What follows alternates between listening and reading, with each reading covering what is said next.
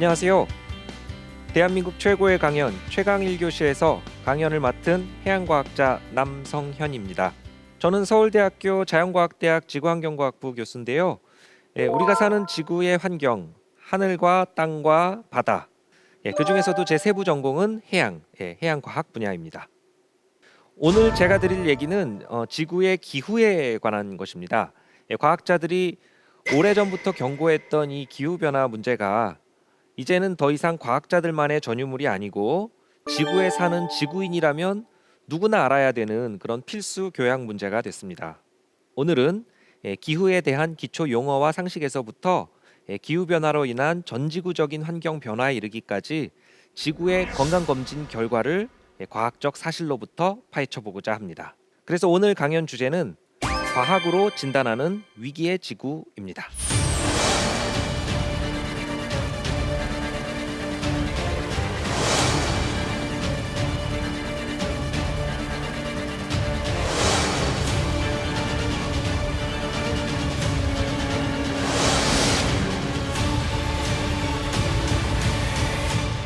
기후변화 문제는 어제 오늘의 문제가 아닌데요.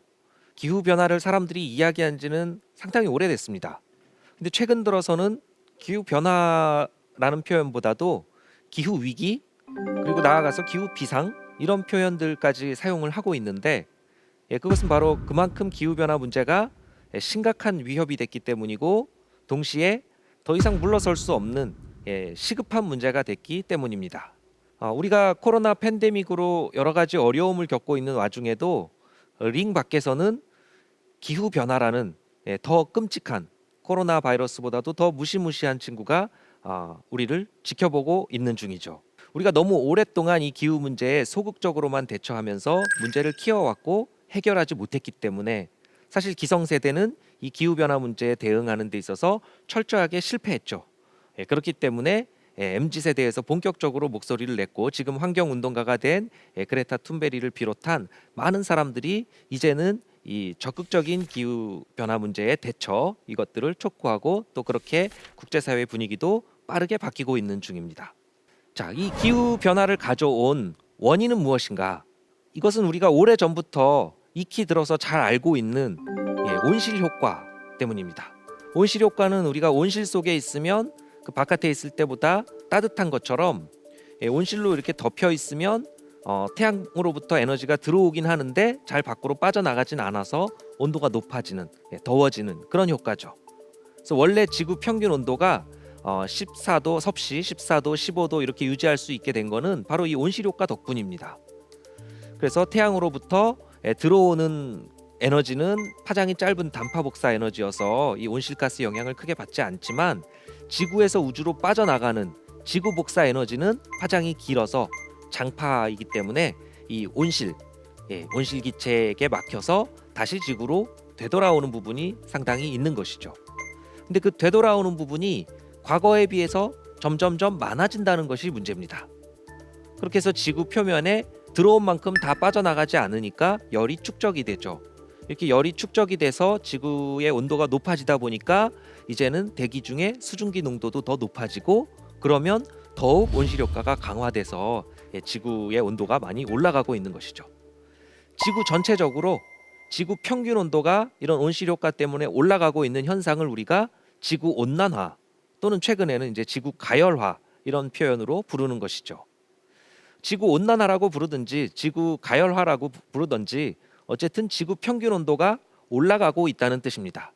그것은 바로 이 온실 효과가 과거보다 더 강화됐기 때문에 지구 온난화가 벌어지고 있다. 그러면 이 지구 온난화라고 흔히 부르는 표현과 기후 변화 이것이 같은 것인가? 사실 기후 변화로 나타나고 있는 것은 지구 평균 온도만 올라가는 것은 아닙니다.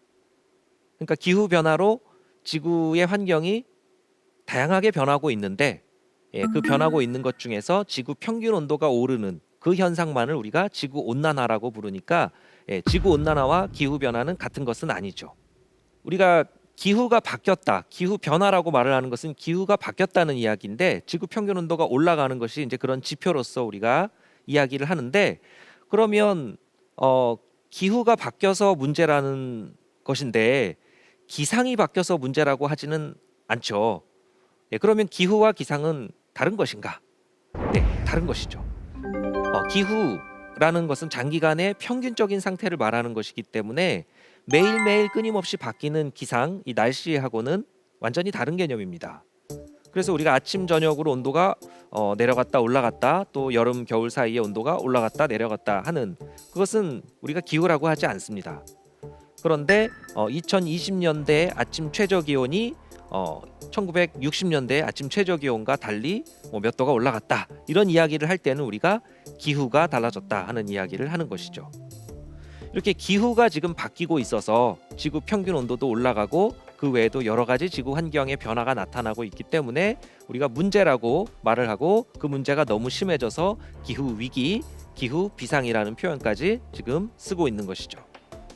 특히 기후 변화에 관한 정부 간 협의체, 그 IPCC라고 우리가 부르는 Intergovernmental Panel on Climate Change, 이 정부 간 협의체에서 그동안 기후 변화에 관련된 연구들을 종합해서 계속 보고서로 발간해 왔는데요. IPCC 1, 2, 3차 보고서가 발표될 때까지만 해도 이 기후 변화를 가져온 원인이 분명하게 인간 때문이다, 인간 활동 때문이다 라는 뚜렷한 결론을 제시하지는 못했습니다. 근데 그런 결론을 제시한 것은 바로 4차 보고서 때인데요. 그래서 2007년에 이 IPCC 4차 평가 보고서가 발간이 됐는데, 그래서 2007년 노벨 평화상을 그 IPCC 4차 평가 보고서에 참여한 과학자들과 미국 전 부통령이죠, 엘 고어, 지금은 환경운동가가 된 이 엘 고어에게 절반씩 기여 인증을 했습니다. 왜 그러면 이 IPCC 과학자들과 엘 고어에게 이런 그 노벨 평화상을 수여했을까요?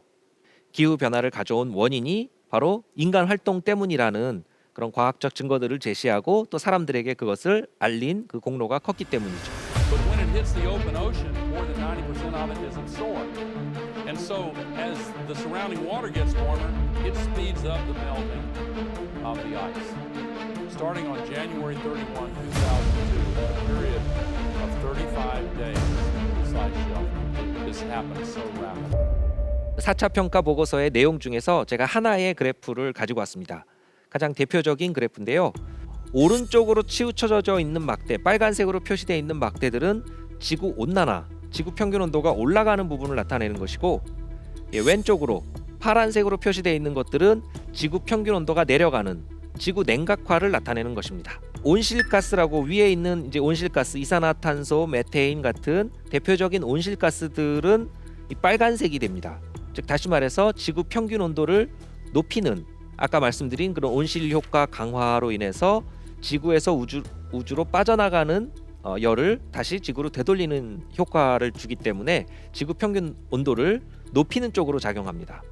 근데 반대로 에어로졸이라고 우리가 부르는, 흔히 말하는 미세먼지 같은 것들, 작은 입자들, 이런 것들은 입자가 작기 때문에 태양에서부터 지구로 들어오는 복사 에너지, 그 태양의 복사 에너지를 차단하는 그런 효과가 있습니다. 그래서 오히려 지구 평균 온도를 낮추는 쪽으로, 지구 냉각화에 기여하죠.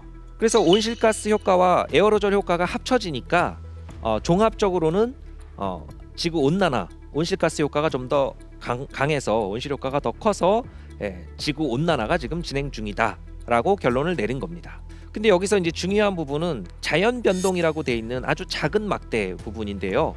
지금 온실가스가 됐든 에어로졸이 됐든 다 우리 인간 활동 과정에서 다 배출한 물질들입니다. 우리가 에어로졸도 많이 배출했고 온실가스도 많이 배출했는데, 만약 에어로졸 배출하지 않고 온실가스만 많이 배출했으면 지금보다도 훨씬 온난화를 맞이했겠죠. 근데 중요한 것은 이런 온실가스든 에어로졸이든 다 인간이 인위적으로 배출한 물질이지만, 그렇지 않고 자연적으로도 지구의 기후가 변해왔으니까 그 자연적인 요인을 따져보면 이 그림에서 보시는 것처럼 아주 작은 그런 막대에 불과하다는 것이죠. 그러면 지구 온난화를 가져온 원인이 된 온실가스 농도의 증가, 그것은 그럼 우리가 어떻게 알 수 있는가? 과학은 정확하게 측정을 해서 과학적인 데이터를 가지고, 과학적인 팩트, 사실을 가지고 이야기를 합니다. 그렇기 때문에 대기 중에 온실가스 농도 실제로 증가했는지 측정을 해서 측정 결과를 바탕으로 이야기를 하게 됩니다. 실제로 대기 중에 이산화탄소 농도는 1950년대 후반부터 측정하기 시작했는데요. 그것을 시작한 과학자가 바로 찰스 데이빗 킬링 박사님인데요. 찰스 데이빗 킬링 박사님은 1950년대 후반부터 2000년대 중반까지 거의 50년 동안 이 대기 중의 이산화탄소 농도를 연속적으로 계속 측정을 합니다. 그리고 심지어 찰스 데이빗 킬링 박사님 지금 돌아가셨지만 그 후에도 그의 아들 랄프 킬링 박사님과 또 다른 과학자들이 같이 이 대기 중 이산화탄소 농도 측정은 하와이 마우나로아 관측소를 포함해서 여러 곳에서 지금도 계속해서 하고 있습니다. 2023년 3월 현재까지 계속해서 측정을 한 결과 그림에 보시는 것처럼 대기 중의 이산화탄소 농도는 지속적으로 증가했습니다. 1958년 무렵에 처음에 측정을 시작했을 때는 310에서 320 ppm 수준이었습니다. 여기서 ppm은 이제 파트 퍼 밀리언이기 때문에 100만 중에 얼마인지를 나타내는 거라서 310 ppm, 320 ppm이라는 것은 0.03% 정도 이렇게 된다고 보시면 됩니다. 대기 중에 산소나 질소 이런 것들이 많고 이산화탄소는 아주 작은 양 있는데 0.03% 정도 있었는데 이게 농도가 지속적으로 올라가서 2023년이 되면 이제 420 ppm 수준, 즉 0.04%까지 올라갔다는 것이죠. 자, 그럼 0.03에서 0.04, 즉 310 ppm에서 410 ppm, 100 ppm 정도 올라간 것이 그렇게 큰 문제인가? 과연 이 기후 변화, 기후 위기, 기후 비상까지 가져올 정도로 이게 심각한 온실효과 강화의 원인인가? 그렇게 질문하실 수 있는데 그렇다는 겁니다. 그게 맞다는 겁니다. 이 농도가 아주 작은 양 증가한 것이지만 사실 이게 긴 기간 속에서 좀 더 긴 시간 속에서 이것을 보게 되면 매우 가파른 변화라는 걸 알 수 있습니다. 자, 이 그림도 대기 중의 이산화탄소 농도를 나타낸 것인데 기간이 길어졌습니다. 2000년 정도, 과거 한 2000년 남짓 기간 동안 대기 중의 이산화탄소 농도를 표현한 것인데요. 자, 그러면 하와이 마우나로아에서 측정하기 전에 대기 중 이산화탄소 농도를 우리가 어떻게 알 수 있을까요? 네, 직접 측정은 안 했지만 빙하 속에 있는 저 깊은 데 속에 있는 빙하에서 그 이산화탄소 농도를 우리가 측정을 하게 되면 과거 수십만 년 전에 이 지구 대기의 이산화탄소 농도가 얼마였는지 이런 것들을 알아낼 수 있습니다. 그래서 과학자들은 이 빙하 코어라고 하는데 빙하에 구멍을 뚫어서 저 깊은 수십만 년 전부터 지금까지 대기 중에 이산화탄소 농도가 어떻게 변해왔는지 이런 것들을 조사를 하고 있습니다. 보시는 것처럼 기원 전에서 기원 후로 넘어오고 1세기, 2세기, 3세기 고대 그 시대부터 쭉 보시면 280 ppm 정도 수준을 상당히 오랜 기간 유지를 했습니다. 산업혁명 있고 인류가 본격적으로 탄소 배출을 많이 하기 시작하면서 이것이 자꾸 대기 중에 누적되면서 쌓이니까 대기 중 이산화탄소 농도가 급등한 것이죠. 킬링 곡선이 매우 가파르게 급등해서 오늘날의 410, 420 ppm까지 굉장히 단기간에 수십 년 만에 올라갔다는 것을 볼 수가 있습니다. 그럼 빙하 코어 자료를 이용해서 더 길게, 최대로 길게 이렇게 살펴보면 바로 이런 그래프와 같이 될 수 있는데요. 이 그래프에서 이제 X축에 있는 800, 500 이런 숫자들은 80만 년 전, 50만 년 전을 나타냅니다. 1000년 단위입니다. 그래서 80만 년 전부터 지금까지 과거 80만 년 동안의 대기 중 이산화탄소 농도 변화를 보시면 오르내리는 변화들이 분명히 있었습니다. 실제로 지구의 기후가 오랜 지구 역사에서 계속 바뀌어왔기 때문에 대기 중에 이산화탄소 농도도 그렇게 바뀌어왔다는 것을 알 수가 있죠. 그렇지만 그 자연적인 인류 활동하고 무관하게 이 자연적으로 이산화탄소 농도가 바뀌어온 부분은 200 ppm, 250 ppm 이 사이에서 주로 오르내리고 있었지 지금처럼 400 ppm을 넘어가는 엄청난 수준으로 이렇게 급증하지는 않았었다는 것이죠. 그래서 이 이산화탄소 농도가 높았을 때가 이제 상대적으로 따뜻했던 간빙기 이런 시기고 낮았을 때는 이제 빙하기가 도래했고 했던 시기로 생각할 수 있는데 이 지구 평균 온도도 이산화탄소 농도에 따라서 오르내리는 자연적인 변화를 겪어왔지만 최근처럼 이렇게 짧은 기간 만에 이산화탄소 농도가 급등한 그런 적은 지구 역사에서 볼 수가 없었다 하는 것이죠. 그리고 이 대기 중의 이산화탄소 농도가 최근 수십 년 만에 이렇게 급등하게 된 원인은 바로 우리가 그만큼 많이 배출을 했기 때문이죠. 산업화 이후에 인류가 탄소를 많이 배출하기 시작하면서 그 탄소가 자연 생태계에서도 일부 흡수는 되지만 자연 생태계에서 흡수할 수 있는 것 이상으로 자꾸 배출을 하니까 그게 누적이 되고 한 번 배출된 이산화탄소 농도는 짧게는 5년, 길게는 막 200년까지도 계속 체류하기 때문에 대기 중의 이산화탄소 농도를 크게 높인 겁니다.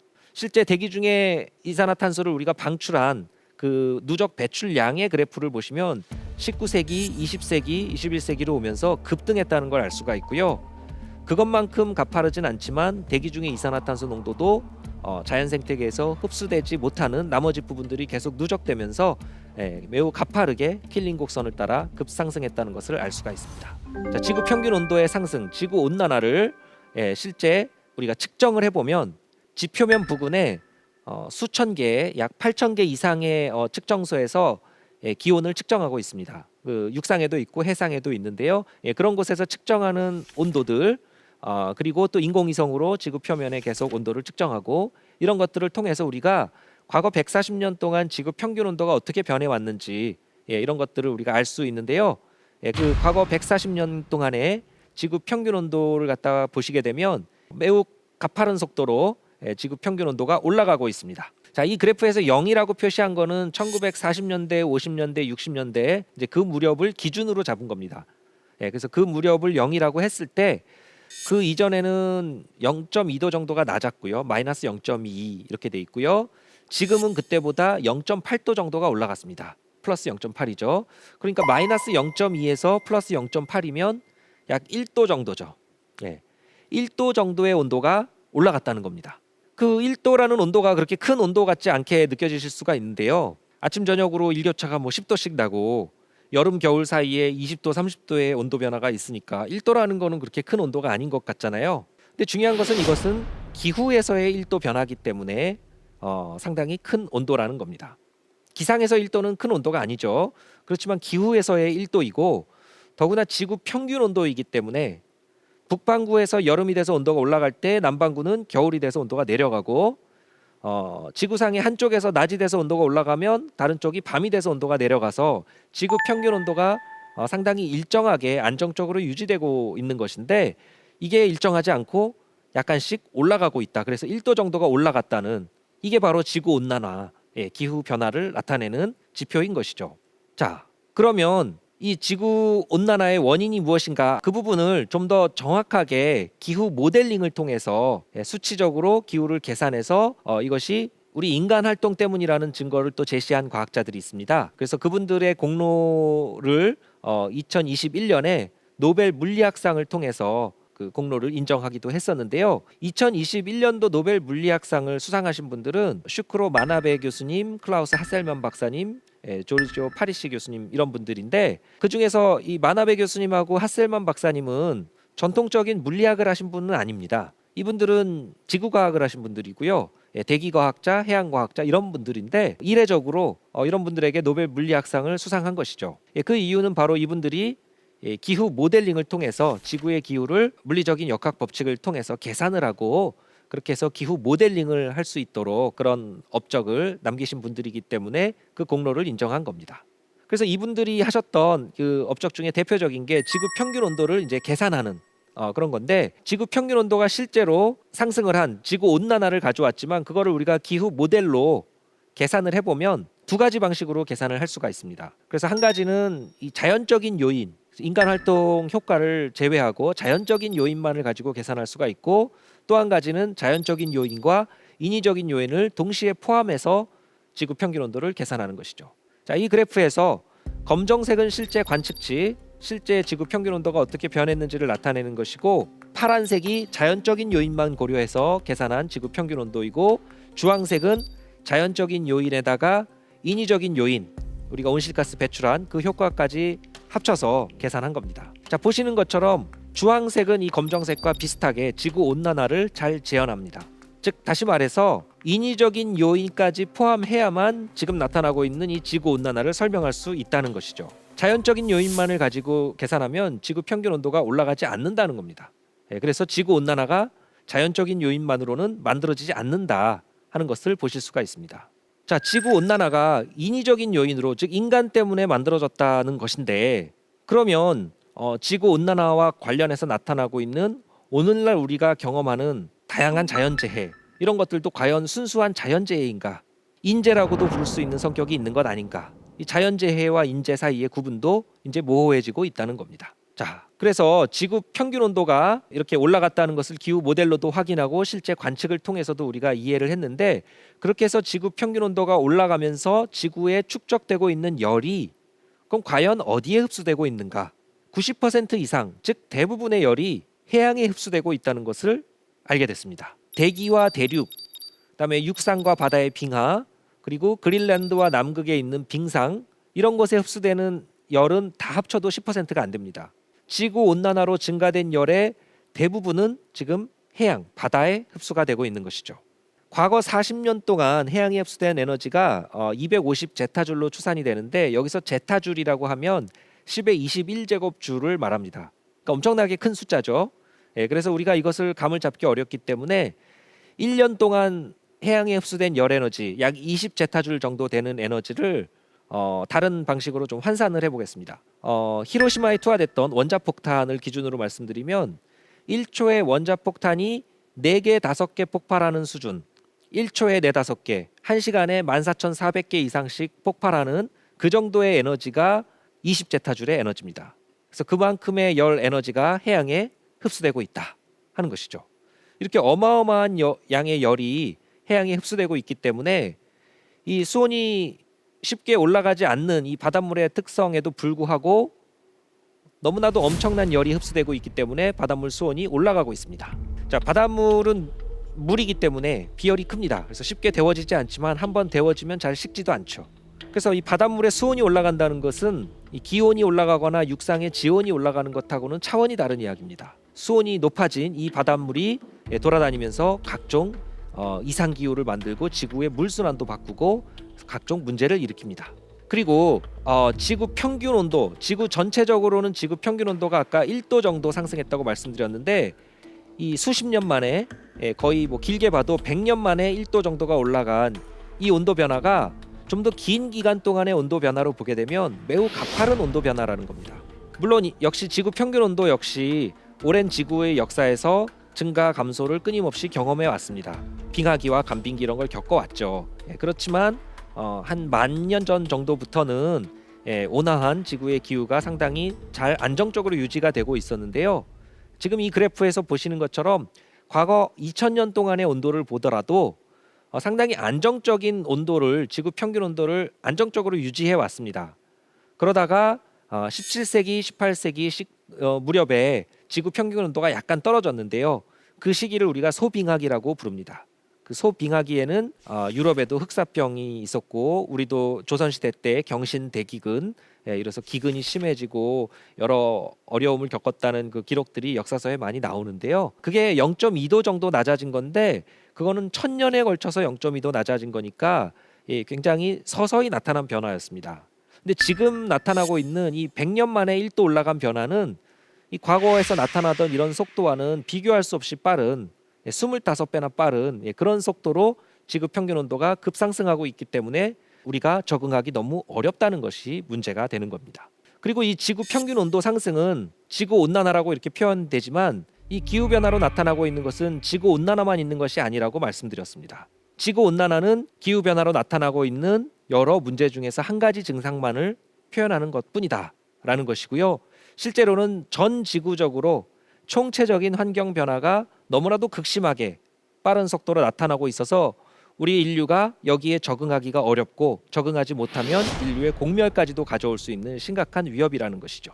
그저 지구 평균 온도 조금 올라가고 마는 문제가 아니라 구름이 많아지고 비가 내리고 또 빙하가 사라지고 눈이 녹고 해수면이 올라가고 바닷물 수온도 올라가고 육상과 해양에 지구에 있는 모든 생태계가 다 변하면서, 이 생태계가 변하다 보니까 거기에 생물들의 서식지도 바뀌고, 생물의 서식지가 바뀌면서 여러 가지 바이러스라든가 이런 것들에 대한 충격도 더 심해지고, 그래서 인류의 생존까지도 위협이 되는 아주 심각한 위기가 바로 이 기후 문제인 것이죠.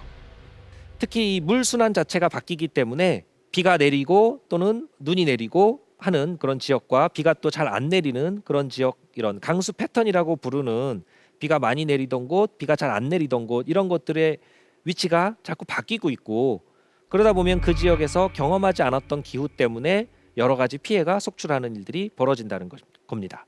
그러면 지금부터 이제 본격적으로 이 지구 온난화라고만 그냥 표현했지만 지구 온난화는 사실 빙산의 일각이고 지구 환경 전체적으로 어떤 지금 문제가 생기고 있는지 지구의 이 건강 검진 결과를 몇 가지 사례를 통해서 좀 살펴보도록 하겠습니다.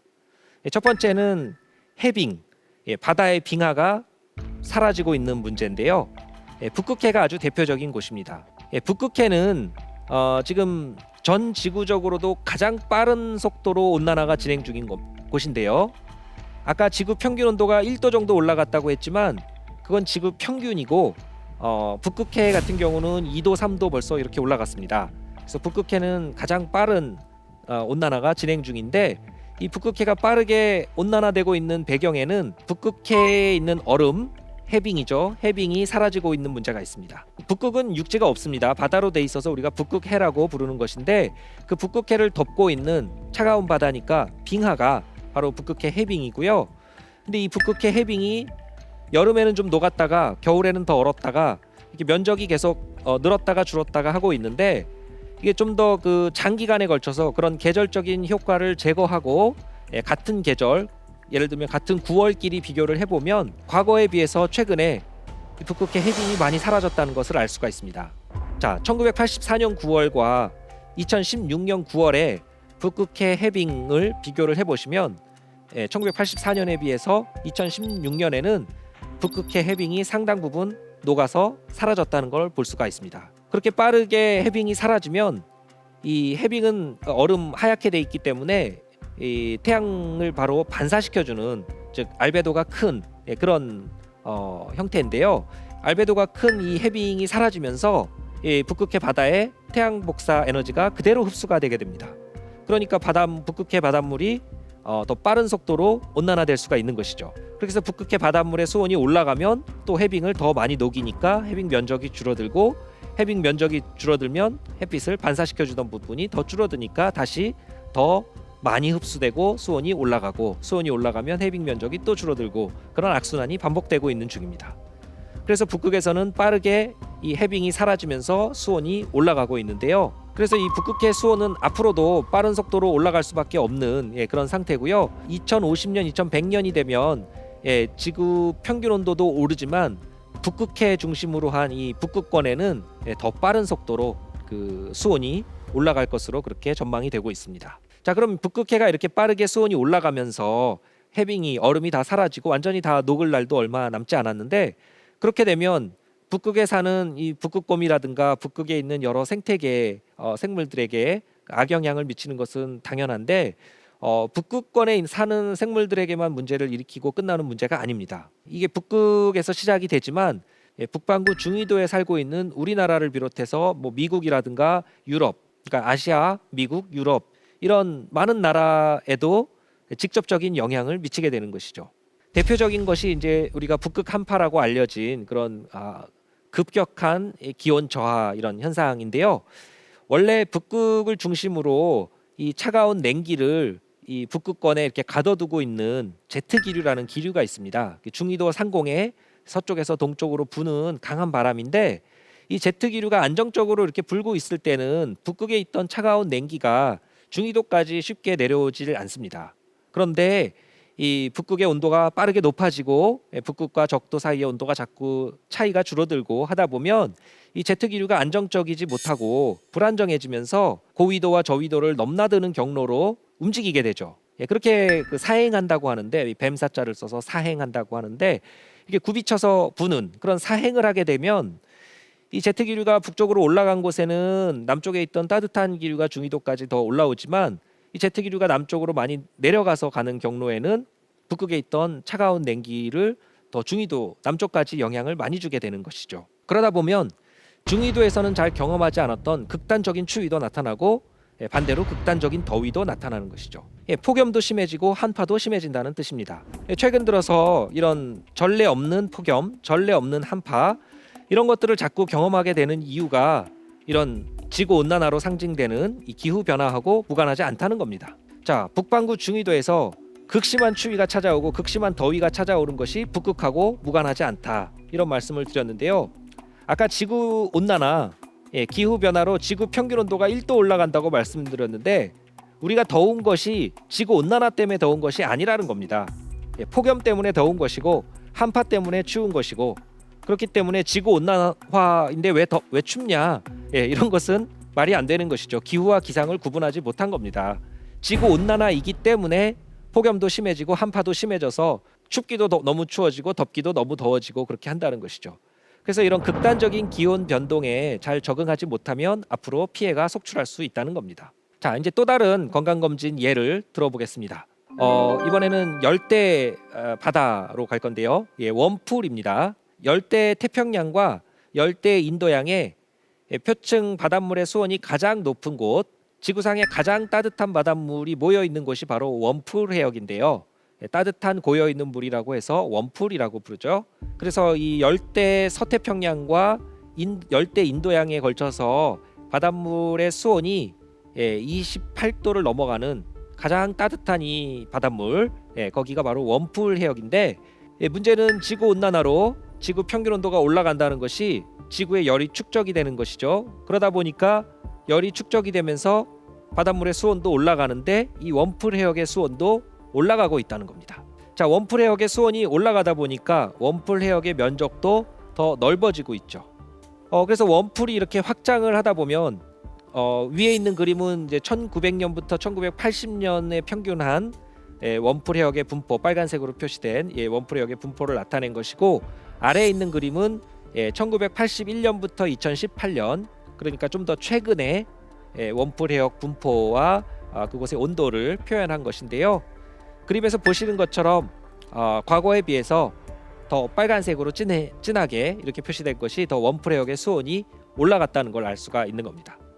자, 웜풀 해역의 수온도 올라가고 웜풀 해역의 면적도 넓어졌는데, 이 넓어지는 속도 자체도 더 빨라지고 있습니다. 그 과거에는 매년 그 미국의 워싱턴주 정도만큼씩 웜풀 해역이 확장하고 있었는데, 지금은 그 워싱턴주보다 2배 정도 면적이 되는 캘리포니아주 정도만큼씩 매년 넓어지고 있는 중입니다. 자, 웜풀 해역이 확장하고 있고 이 웜풀 해역 확장이 또 가속화하고 있다는 이야기죠. 자, 그러면 이런 열대 해역에서의 이 바닷물의 수온이 올라가는 이 현상도 열대 생태계와 열대에 사는 사람들만의 문제인가? 그렇지 않다는 겁니다. 이 웜풀 해역이 열대에서 나타나는 변화지만 태풍의 고장이라고도 알려져 있습니다. 태풍, 열대성 저기압 현상인데, 이 태풍은 에너지원이 이 따뜻한 바닷물이 증발해서 나오는 이 수증기가 대기 중에서 응결할 때 나오는 잡열, 수문열입니다. 그렇기 때문에 태풍은 열대 바다에서 만들어지는 것이죠. 근데 이 태풍이 만들어지는 태풍의 고장, 이 웜풀 해역이 확장하고 웜풀 해역의 수온이 올라가고 있다는 이야기는 태풍에 더 많은 에너지를 공급할 수 있는 그런 조건으로 바뀌고 있다는 겁니다. 그 이야기는 앞으로는 지금보다 더 강력한 그런 태풍, 이런 것들이 소위 말하는 슈퍼 태풍, 이런 것들이 더 많아질 수 있는 가능성을 제시하는 것이죠. 실제로 우리가 최근에 굉장히 초강력 태풍, 역대급 태풍, 이런 것들이 과거에 비해서 많아졌다는 것을 많이 느끼실 수 있을 겁니다. 2022년만 해도 태풍 흰남노가 굉장히 이례적인 태풍이었는데, 그 열대에서 만들어지지도 않고 온대에서 만들어져서 남쪽으로 내려가다가 다시 올라오는 굉장히 기이한 형태를 보였던 태풍인데, 과거와 다른 특성의 이런 태풍이 자꾸 나타나는 이유도 기후가 바뀌고 있고 웜풀 해역이 바뀌고 있는 것과 무관하지 않다는 것이죠. 자, 이렇게 열대에서 만들어지지만 이 태풍은 또 중위도에 와서 우리에게도 피해를 줄 수 있는 것이기 때문에 열대 바다에서 벌어지는 일이 우리와 무관하지 않다는 겁니다. 자, 북극에서 벌어지는 일도 우리와 무관하지 않고 열대에서 벌어지는 일도 우리와 무관하지가 않습니다. 지구는 하나로 전체적으로 다 연결이 돼 있기 때문에 지구의 곳곳에서 벌어지는 일들이 다 우리하고 연관이 돼 있다는 것이고, 지구 온난화로 상징되는 이 기후 변화 때문에 지금 지구 전체적으로 이런 환경이 바뀌면서 곳곳에서 여러 가지 피해가 속출하는 중이라는 겁니다. 자, 또 대표적인 예로 물순환, 즉 수문순환의 변화를 말씀드릴 수 있는데요. 물순환이나 수문순환은 이 지구상의 물이 바다에 대부분 있지만 이것이 증발해서 수증기가 돼서 구름이 되고 구름이 돼서 돌아다니다가 비나 눈이 돼서 또 육삭이나 바다로 흘러내리고 그것이 또 지하수와 강 이런 것들을 통해서 다시 바다로 흘러가는 이런 물의 사이클, 물 순환을 말합니다. 숨은 순환인데 이 숨은 순환도 기후가 바뀌면서 바뀐다는 겁니다. 바뀔 수밖에 없는 것이 아까 대부분의 열이 흡수된 이 해양에 바닷물의 수온 자체가 바뀌니까 바닷물의 수온이 달라진다는 것은 대기를 데우는 정도가 달라진다는 것이죠. 수증기 공급 양이 달라진다는 것을 말합니다. 그리고 이 따뜻해진 바닷물이 한 곳에 정체돼 있기만 한 것이 아니라 한쪽에서 다른 곳으로 이동하면서 다른 곳을 또 데우고 식히고 하면서 지구의 물순환을 조절하고 있기 때문이죠. 그래서 우리가 흔히 엘니뇨라고 알려진 이런 현상 같은 경우도 바닷물의 수온 분포가 특히 열대 태평양 바다의 수온 분포가 변할 때 나타나는 현상입니다. 즉 열대 동태평양이 평소보다 많이 따뜻해지게 되면 그쪽에서 증발이 우세하고 구름이 많아지고 비가 많이 오게 되면서 그 사막이었던 비가 잘 오지 않던 캘리포니아라든가 페루라든가 이런 아메리카 대륙의 서부에 비가 많이 오게 되고 반대로 비가 원래 잘 오던 인도네시아의 열대 우림에는 비가 잘 안 오고 건조해지면서 산불이 많이 나는 겁니다. 이렇게 강수 패턴을 교란시키는 것이 바로 바다의 수온 분포인 것인데요. 태평양에서만 있는 것도 아닙니다. 인도양에서 바닷물 수온 분포가 달라지면서 역시 대기를 데우고 식히고 수증기를 공급하고 또 수증기를 받고 하는 부분들이 달라지면서 이상기후 이런 것들이 종종 보고가 되는데요. 2019년도에 인도양에서 이례적인 수온 분포를 보였던 수온 분포가 이례적으로 나타났던 기간이 있는데요. 그 2019년 가을에 그런 일이 생기게 되면서 호주에는 극단적인 가뭄이 나타나게 됐고요. 반대로 인도양의 서부에 있는 동아프리카에는 너무 비가 많이 와서 폭우가 쏟아지면서 이제 홍수가 나고 했던 그런 이상 기후를 맞이하게 됩니다. 사실 그 호주의 가뭄은 그냥 비만 안 오고 그치는 문제가 아니라 바싹 마른 이 대지에서 스파크가 튀면서 이 불이 번지기 때문에 산불이 어마어마한 규모로 산불이 나게 됩니다. 그래서 이 산불이 사람이 끌 수 있는 정도의 산불이 아니었기 때문에 호주의 모든 주가 다 산불로 뒤덮이게 되고 2019년 가을부터 시작된 이 산불이 해가 바뀌어서 2020년이 돼도 꺼지지 않고 계속 타면서 상당히 많은 피해를 가져오고 또 코알라라든가 캥거루라든가 각종 야생 동물들이 다 죽게 되고 또 나무들이 산림이 어마어마하게 타게 되면서 탄소를 흡수해주던 산림이 다 타게 되니까 다시 탄소를 많이 배출하는 그런 일들이 벌어졌는데요. 호주의 이런 극단적인 그런 산불 2019년과 20년에 생겼던 그 이유도 이 바닷물의 수온 분포, 특히 인도양의 수온 분포가 달라졌기 때문이죠. 그것이 수문 순환, 이 물순환의 변화를 가져왔기 때문입니다. 또 반대로 2020년 여름이 되면 그 동아시아에 이례적으로 너무 많은 비가 내리면서 중국 남부지방 특히 양자강 유역 이런 데는 비가 너무 많이 와서 홍수 때문에 수천만 명의 이재민이 발생하기도 했었습니다. 또 2022년에도 파키스탄 같은 곳에 이례적으로 너무 많은 비가 오면서 국토의 3분의 1이 잠기고 하는 엄청난 피해를 보고 있었습니다. 이렇게 전 지구적으로 수문 순환의 변화가 바뀌면서 기후 변화 때문에 여러 가지 손실과 피해가 커지고 있는 중입니다. 바로 이 너무나도 빠르게 바뀌는 기후에 우리 인류가 적응하지 못하고 있다는 것을 보여주는 단적인 예들이죠. 자, 지구의 건강 검진 결과 또 다른 예를 하나 더 말씀드리면 이번에는 빙상입니다. 빙상이라고 하면 빙하의 여러 가지 형태 중에서 특히 대륙에 거대한 규모로 5만 제곱킬로미터가 넘는 아주 큰 규모로 대륙에 쌓여 있는 빙하를 우리가 빙상이라고 하는데요.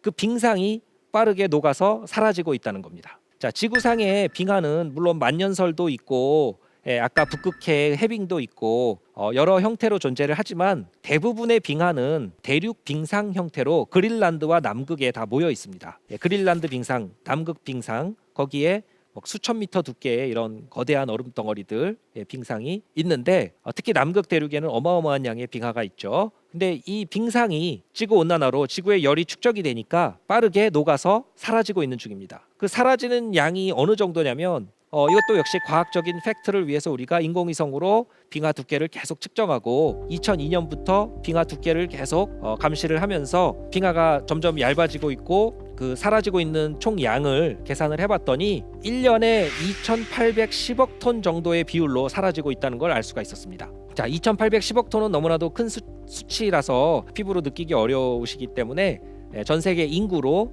대략 나누어 보면 1년에 36톤 정도, 그러니까 12달로 나누면 한 달에 3톤 정도. 그러니까 그린란드에서 매달 전 세계 모든 사람들이 3톤의 얼음을 없애고 있는 중이라는 겁니다. 3톤 트럭에 그린란드 얼음을 가득 싣고 바다에다가 그거를 녹여서 옮기는 중이라는 것을 알 수가 있는 것이죠. 자, 매달 3톤씩 측정을 시작한 2002년부터 지금까지 20년 이상 그렇게 사라졌으니까 어마어마한 양의 그린란드 빙상이 다 사라진 것이죠. 그게 다 바다로 흘러 들어갔으니까 바닷물 양이 늘어날 수밖에 없는 겁니다. 남극 대륙에서도 어마어마한 양의 얼음이 사라지고 있는데 그린란드에서 사라지는 것보다는 적습니다. 그래서 한 절반 정도 1년에 1250억 톤 정도씩 비율로 사라지고 있는데, 근데 남극은 그린란드하고 다르게 특정 지역에 빠르게 그 얼음이 사라지고 있는 것이 모여 있습니다. 즉 그 남극 중에서도 서쪽에 있는 남극대를 우리가 서남극이라고 하는데, 이 서남극에 있는 빙하 중에서 스웨이트 빙하라는 그 빙하는 유독 빠르게 녹고 있습니다. 그린란드에 있는 것보다도 더 빠르게 녹죠. 그래서 이 남극에서는 그 특정 지역에 집중돼서 스웨이트 빙하에 집중돼서 얼음이 사라지고 있는데, 스웨이트 빙하가 완전히 그 사라지게 되면 그 안쪽에 있던 서남극 전체 빙상이 다 스웨이트 빙하를 통해서 흘러나올 수 있기 때문에, 그래서 전체 빙상의 이 코르크마개 같은 역할을 하는 빙하라서 이게 뽑히면 안에 있는 것이 다 쏟아져 나온다 해서 이 빙하가 녹는 것을 과학자들이 지금 예의주시하고 여러 연구를 진행 중에 있습니다. 그래서 이 빙하가 운명의 날 빙하라고 불리는 이유죠. 자, 바닷물의 양이 이렇게 늘어나게 되면 당연히 해수면이 올라가게 됩니다. 그래서 해수면 상승 문제로 또 이어지는데요. 근데 사실 남극에 또 그다음에 그린란드의 이 빙상이 녹지 않아도 해수면은 이미 올라가고 있었습니다. 바닷물의 온난화, 바닷물의 수온이 올라가고 있기 때문인데요. 수온이 올라가면 열 팽창 효과 때문에 부피가 늘어납니다. 그렇기 때문에 해수면은 이미 수온이 올라가는 효과 때문에 이미 상승하고 있었습니다. 근데 이 수온 상승 효과에 더해서 육지에 있던 얼음이 녹아서 바다로 흘러 들어가니까 이 해수면 상승을 더욱 가속화시키고 있어서 지금 문제가 되는 것이죠. 자, 그래서 실제 지구 평균 해수면을 과거 114년 동안 그래프로 나타내 보면 이 그림에서 보시는 것처럼 지구 평균 해수면이 실제로 서서히 올라가고 있다는 것을 확인할 수가 있습니다. 그런데 그 올라가는 속도가 과거에 비해서 점점점 빨라지고 있죠. 1900년부터 1930년 기간에는 1년에 0.6mm씩 올라가는 아주 천천히 올라가는 속도였다고 하면 1930년에서 1992년까지는 연간 1.4mm 속도로 올라가고 1993년 이후로는 연간 0.6mm, 연간 3.3mm 이런 속도로 몇 배나 더 빨라진 속도로 해수면이 올라가고 있다는 겁니다. 자, 1년에 몇 미리 그러면 얼마 또 안 되는 것 같지만 역시 기후와 기상을 구분하듯이 기후에서의 1도처럼 이것도 장기간의 평균 상태가 지금 올라가고 있다는 이야기입니다. 원래 해수면이 변하는데 그 해수면의 변화가 평균 해수면이 올라간 상태에서부터 변하기 때문에 과거처럼 태풍이 와서 해일로 해안가 저지대에 어떤 침수 피해를 줄 때에도 평균 해수면이 더 올라와 있는 상태에서는 좀 더 내륙 안쪽으로 깊숙하게 대도시까지도 태풍 피해 이런 것들이 더 심해질 수 있는 환경으로 바뀌고 있다, 이렇게 이해할 수가 있는 겁니다. 자, 더군다나 이 지구 평균 해수면이 점점점 그 올라가는 속도가 가속화되고 있는 원인 중에 하나가 운명의 날 빙하라고 부르는 이 스웨이트 빙하가 녹는 것은 기온이 높아서 녹는 것이 아니라 바닷물의 어느 점보다도 높은 수온을 가지는 이 바닷물이 빙하의 아랫부분을 파고 들어가서 녹이기 때문에 이 빙하가 사라지고 있는 겁니다. 그 위에 쌓여있는 빙하가 불안정해지기 때문에 이것이 돌발 붕괴를 할 가능성이 제기가 되고 있습니다. 그래서 이게 돌발 붕괴를 하게 되면 와르르 무너지면서 쪼개지고, 우리가 마치 사탕을 깨물어 먹으면 빨리 녹는 것처럼 잘게 쪼개져서 바다에 있게 되면 금방 녹아서 다 해수면을 상승시키게 되는 것이죠. 그렇게 되면 이 안쪽에 있던 빙하까지 다 흘러나와서 서남극 빙상 전체가 녹게 되면은 해수면을 거의 5m 이상도 이렇게 높이는 그런 문제가 되기 때문에 단기간에 해수면이 평균 해수면이 5m나 올라가게 되면 어마어마한 피해가 예상됩니다. 그래서 우리가 그런 해수면 상승에 대비가 돼 있지 않기 때문에 이런 것들에 대해서도 철저하게 준비를 해야 되는 그런 상황으로 바뀌고 있는 중이죠. 자, 지금까지 주로 물리적인 건강검진 결과를 말씀드렸다 그러면 이번에는 좀 더 화학적인 건강검진 결과도 말씀드리겠습니다. 지구 온난화로 열이 바다에 많이 흡수되면서 바닷물에 수온이 올라간 걸 말씀드렸는데 이 바다가 열만 흡수한 게 아닙니다. 대기 중에 이산화탄소 농도가 높아졌는데 그 이산화탄소도 바다에 많이 흡수가 되는 것이죠. 바다가 이산화탄소 흡수를 안 해줬으면 대기 중에 이산화탄소 농도 더 빨리 올라갔을 겁니다. 근데 문제는 바다에 녹은 이 이산화탄소가 물과 반응하면서 이산화탄소와 물이 반응해서 탄산염을 만들고 그 과정에서 수소이온 농도가 나오기 때문에 바닷물의 산도, pH를 변화시키게 됩니다. pH를 낮추고 있죠. 그래서 바닷물 자체는 산성이 아니고 염기성인데 pH가 낮아지고 있기 때문에 우리가 바닷물이 산성화된다. 해양 산성화 이렇게 표현합니다. 그래서 이 해양 산성화가 문제가 되는 것이죠. 바다에 녹아 들어간 이산화탄소가 해양 산성화를 일으키고 이 해양 산성화되고 있는 바다 속에서는 해양 생물들 중에 잘 적응하지 못하는 생물들이 큰 피해를 입게 됩니다. 특히 이 칼슘 골격을 갖는 그런 생물들은 이 골격에서부터 칼슘이 빠져나가서 이 탄산염과 반응해서 탄산칼슘을 만들기 때문에 골격에서 칼슘이 자꾸 빠져나가죠. 뼈가 녹는 겁니다. 그렇기 때문에 골다공증에 걸리는 것이죠. 그래서 소라라든가 갑각류라든가 이런 해양 생물들이 해양 산성화로 지금 큰 피해를 보고 있고요. 바닷속의 탄소 농도가 지금 증가하고 있기 때문이고 또 동시에 바닷속의 산소 농도는 반대로 줄어들고 있습니다. 그러니까 바닷속의 탄소 농도는 증가하고 바닷속의 산소 농도는 줄어들고 있는데 바닷속의 산소 농도가 줄어들면 호흡을 하는 많은 해양 생물들이 숨을 못 쉬니까 그래서 완전히 산소 농도가 너무 낮아지는 이 극단적으로 산소 농도가 떨어지는 바다, 우리가 죽음의 바다라고 부르는 데드존, 이런 것들이 과거에 비해서 점점 더 많이 보고되고 있고 그런 데드존, 죽음의 바다에서 수십만 마리의 생물들이 죽어 있는 이런 것들이 종종 목격이 되는 겁니다. 이렇게 바닷속에 탄소 농도가 높아지고 pH 산도는 낮아지고 그래서 해양 산성화가 일어나고 또 전체적으로 산소 농도가 줄어들고 하면서 해양 생태계가 지금 심각하게 피해를 보고 있다. 이렇게 말씀드릴 수 있겠습니다. 자, 지금까지 이제 여러 가지 건강검진 결과, 지구의 건강검진 결과를 지구 온난화 외에도 몇 가지 사례들을 가지고 좀 말씀을 드렸는데요. 건강검진 결과를 종합 판정을 하게 되면 결국 말기암이다. 이렇게 판단을 할 수가 있는 겁니다. 그래서 결국 지금 우리 지구의 상태는 산업화 이후에 우리가 많이 배출한 탄소로 인해서 암을 진단받았다. 그것도 말기암을 진단받았다. 자, 이 암을 진단받고 나면 요새는 암도 극복을 할 수가 있습니다. 우리가 잘만 치료하면 극복할 수가 있죠. 그래서 시한부는 아니지만 상당히 심각한 암을 처방받았기 때문에 우리가 이 암이 발병한 이 증상도 봐야 되겠지만 이 암이 발병한 근본 원인을 살펴봐서 이 근본 원인을 우리가 두고 해결을 해야 이런 것들이 재발하지 않게 이렇게 될 것이기 때문에 다음 시간에는 지구의 지금 이 심각한 이 상태를 가져온 근본적인 원인을 생각해보고 그로부터 우리가 어떤 해법을 찾을 수 있을 것인가를 생각해 보도록 하겠습니다. 기후 위기로 지구는 건강검진 결과 말기암 판정을 받았다. 지구가 오랜 기간 인류와 무관하게 겪어온 자연적인 기후 변동성과는 달리 산업화 이후에 인류의 온실가스 배출에 따른 인위적 기후 변화로 인해서 지난 수십 년 동안 지구의 건강 상태를 아주 심각하게 악화시켰습니다. 단순히 지구 온난화로 불리는 지구 평균 온도 상승만을 가져온 게 아니고 빙하가 사라지고 바닷물의 수온과 해수면이 올라가고 극단적인 기온 또 극단적인 강수량으로 각종 전례 없는 자연재해 피해가 속출하는 중입니다. 기후변화 속도를 늦추지 않고는 인류의 적응이 너무나도 어렵기 때문에 전 지구적인 손실과 피해 규모가 감당하기 어려운 수준으로까지 치닫게 될 겁니다. 그간의 기후위기 대응 실패를 우리가 철저하게 인정하고 지구를 대하는 근본적인 마음가짐부터 바꾸어야만 할 때입니다. 지금까지 대한민국 최고의 강연 최강 1교시 남성현이었습니다.